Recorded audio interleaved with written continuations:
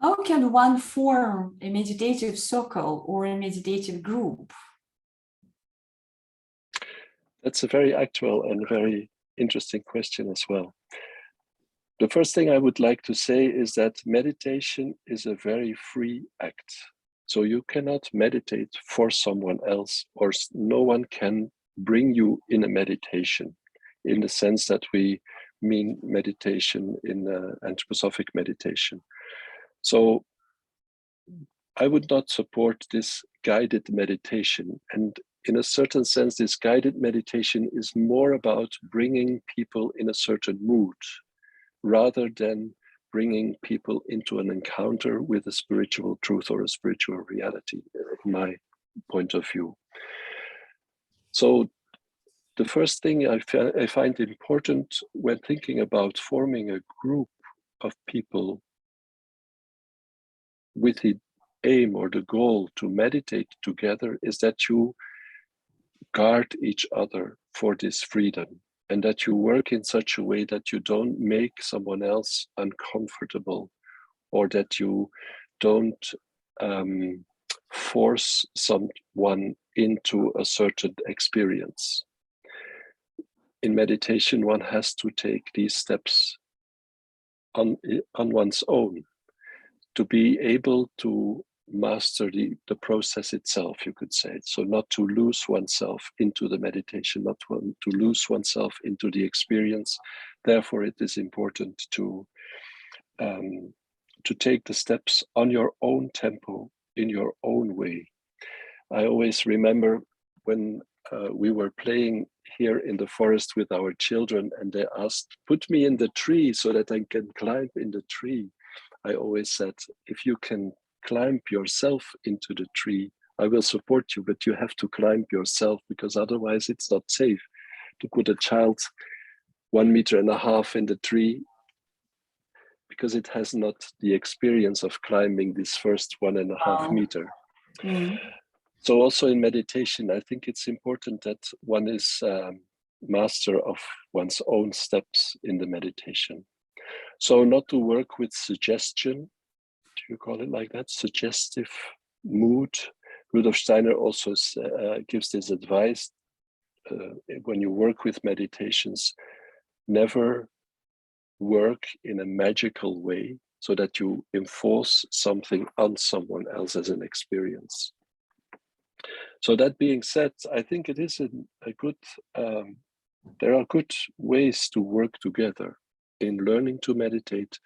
And also when you meet someone who is experienced in meditation, you find in this person a colleague. And because of the nature of this work, of this schooling, also in the encounter, there is something different. Because you know that this person also realizes in both meanings, he is aware of, and he tries to realize it himself or herself, that there is this spiritual world constantly also present in daily life, in the work that we do, and in our encounters. So to take that into account makes it possible to work together with meditations, even if one is not present in the same room. And I know meditative groups or group of people who meditate, who have with each other a certain commitment to meditate at a certain point of time, certain moment in the day, to meditate a meditation. And I'm sure there is a strong impulse, a strong spiritual force that is built up by a group of people who meditate in this way. Mm-hmm.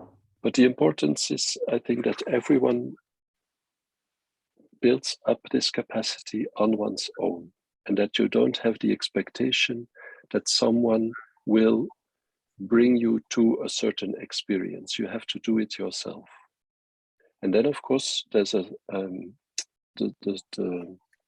what I just said, that you can do it together, each on one's own, but then together is the next step. And a third situation that I would like to describe is that you can also exchange your experiences, not to show the others how good you are or how spectacular your experiences are. On the contrary, this is not productive or not fruitful at all. You cannot, well, it's important to take into account that spiritual experiences have to grow, have to develop in you. And if you speak too early about them, you interrupt this process of growth, of becoming more conscious. So in that phase, in that sense, it is important also to remain silent about spiritual experiences. But then, on the other hand, it is also important that you find colleagues and that you can consult each other or ask each other for advice, or that you can share an experience that you have brought to a certain point of consciousness so that you can describe it in a way that someone else can also live into this experience and follow your thoughts, for instance, or your steps into the experience, so that you can objectify in a certain sense what you have experienced and learn from each other and with each other. So there's a certain colleagueship. We call it a journeymanship, that we learn from each other and with each other. Mm-hmm. So these are some aspects that I would talk about in relation to this question. Thank you. Thank you very much, Bart.